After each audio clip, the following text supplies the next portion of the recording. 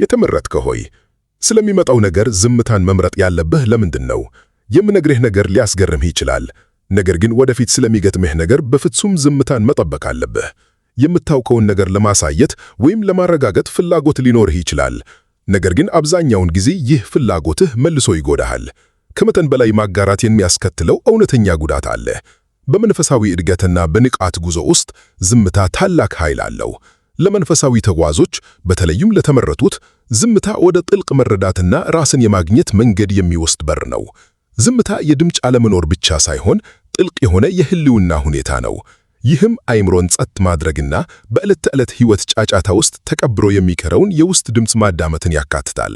የመንፈሳዊ ንቃት አንዱ ቁልፍ ገጽታ ይህንን የውስጥ ድምፅ ማዳመጥን መማር ነው። እሱም ወደ እውነተኛ ዓላማህ ይመራሃል፣ እንዲሁም መንፈሳዊ መንገድህን በግልጽ እንድትረዳ ይረዳሃል። ዝምታን በመቀበል ይህንን መመሪያ ለመስማት ለራስህ ቦታ ትሰጣለህ። በጣም ጥልቅ የሆኑ ግንዛቤዎችና መገለጦች የሚከሰቱት በእነዚህ የጸጥታ ቅጽበቶች ውስጥ ነው። ለተመረጡት ሰዎች ዝምታ በተለይ አስፈላጊ ነው። ምክንያቱም በኋላ እንደምትማረው የተመረጡት ሰዎች ለሚናገሩት ወይም ለሚያጋሩት ነገር በጣም ጥንቃቄ ማድረግ አለባቸው። ለተመረጡት ሰዎች ዝምታን መጠበቅ ወሳኝ ነው። ነገር ግን ከዚህ በስተጀርባ ያሉ ምክንያቶች በጥንቃቄ መታየት አለባቸው። ዝምተኛ መሆን ወዲያውኑ ግልጽ ባይሆኑም ለመንፈሳዊ ጉዞህ ግን በጣም አስፈላጊ ሆኖ ብዙ ዓላማዎችን ያገለግላል። ይህ ዝምታ ለምስጢር ሲባል ብቻ ምስጢር ስለመያዝ እንዳልሆነ መረዳት አለብህ። ይልቁንም መንፈሳዊ እድገትህን ስለመጠበቅና መንገድህ እንዳይረበሽ ስለማረጋገጥ ነው።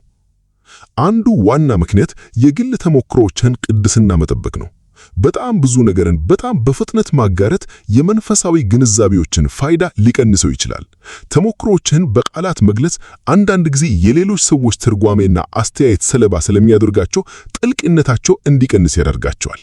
የጉዞህን የተወሰኑ ገጽታዎች ለራስህ በማስቀረት ንጽህናቸውንና የግል ፋይዳቸውን ትጠብቃለህ። ሌላው ምክንያት አላስፈላጊ ትኩረትንና መከፋፈልን ማስወገድ ነው።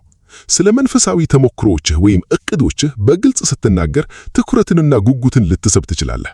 ይህ ደግሞ ከመንፈሳዊ መንገድህ ጋር የማይጣጣሙ የጥያቄዎች፣ የምክሮችና የአስተያየቶች ናዳ ሊያወርድብህ ይችላል። እነዚህ ውጫዊ ግብዓቶች ትኩረትን የሚከፋፍሉና የራስን ውስጣዊ መመሪያ እንድትጠራጠር ሊያደርጉህ ይችላሉ። በመንፈሳዊ ጉዞ ውስጥ ቀጥሎ ስለሚሆነው ነገር ዝም ማለት ውጫዊ ተጽዕኖዎችን ለማስወገድ የሚረዳ ወሳኝ ስልት ነው። እነዚህ ተጽዕኖዎች በተለያዩ መልኩ ሊመጡ ይችላሉ። ዝምታን በመምረጥ በመንፈሳዊ ግንዛቤዎች ዙሪያ መከላከያ ገንቡ ትፈጥራለህ።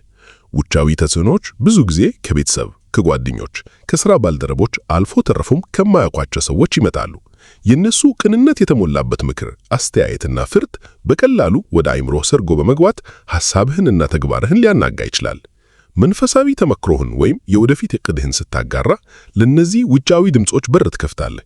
አንዳንዶች ደጋፊ ቢሆኑም ሌሎች ደግሞ ተጠራጣሪ ወይም ተቺ ሊሆኑ ይችላሉ። ይህም ጥርጣሬንና ግራ መጋባትን ይፈጥራል።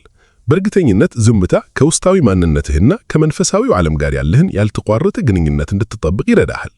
የመንፈሳዊ ንቃት ጉዞ በጣም ግላዊና ለእያንዳንዱ ሰው የተለየ ነው።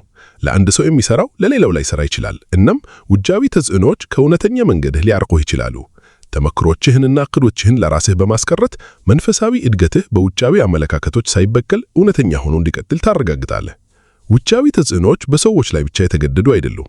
ሚዲያዎች፣ ማህበራዊ ድረገጾች እና የተለያዩ የመረጃ ምንጮችም ተጽዕኖ ሊያሳድሩ ይችላሉ።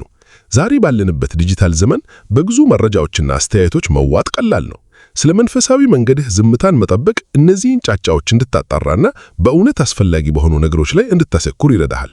ለተመረጡት ሰዎች ግላዊነትን መጠበቅ በጣም አስፈላጊ ነው። ዝምታ የግል ስኬቶችህና መንፈሳዊ ግንዛቤዎችን ያለ ጊዜያቸው እንዳይጋለጡ በመከላከል ረገድ ትልቅ ሚና ይጫወታል። እያንዳንዱን የህይወት ዝርዝር ማጋራት በሚበረታታበት ዓለም ውስጥ የተመረጡት ሰዎች ዕቅዶቻቸውንና እድገታቸውን ያለ ጊዜው የመግለጽ ፍላጎት መቋቋም አለባቸው። አንዱ ዋና ምክንያት መንፈሳዊ ስኬቶችን መጠበቅ ነው። ስኬቶችንና ዕቅዶችን ያለ ጊዜው ስታጋራ አላስፈላጊ ትኩረትን ልትስብ ትችላለህ።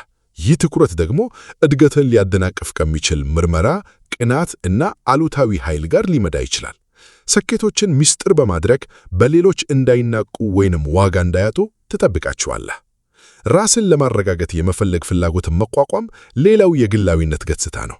በተለይ ተጠራጣሪዎች ሲገተሙህ ተሞክሮህንና ስኬትህን ለሌሎች የማረጋገጥ ፍላጎት ጠንካራ ሊሆን ይችላል። ሆኖም ግን እውነተኛ መንፈሳዊ እድገትና ስኬት ውጫዊ ዕውቅናን አይፈልግም። ጉዞህ ግል ነው፣ እናም ፋይዳው በሌሎች ዕውቅና ላይ የተመሠረተ አይደለም። ተግባርህ ለራሱ እንዲናገር መፍቀድ ያለ ቃላት ስኬትን ለማሳየት ኃያል መንገድ ነው። ግላዊነት የዕቅዶችህን ታማኝነት ለመጠበቅ ይረዳል። ዕቅድህን ያለ ጊዜው ስታጋራ ውሳኔህን ሊያደናቅፉ ለሚችሉ ያልተጠየቁ ምክሮች ራስህን ትከፍታለህ። ዕቅድህን ምስጢር በማድረግ በውጫዊ ተጽዕኖዎች ሳይሆን በውስጣዊ መርህ ላይ ተመስርተህ ውሳኔ እንድትሰጥ ይረዳሃል። የተመረጡት ሰዎች በመንፈሳዊ ጉዞአቸው ከፍ እያሉ ሲሄዱ አዎንታዊም ሆነ አሉታዊ ትኩረትን መሳባቸው አይቀርም። መንፈሳዊ ጥበቃን ለማረጋገጥ ቀጥሎ ስለሚሆነው ነገር ዝም ማለት ወሳኝ ነው። ይህ ዝምታ እንደ ጋሻ ሆኖ እድገትህን ይከላከላልና ሰላምህን ይጠብቃል። አዲስ መንፈሳዊ ስኬት ደረጃ ላይ ስትደርስ የሌሎችን ፍላጎት ይስባል። አንዳንዶች ካንተ ለመማር ቢፈልጉም፣ ሌሎች ደግሞ እድገትህን ለማዳከም ወይም ለመፈታተን ሊሞክሩ ይችላሉ።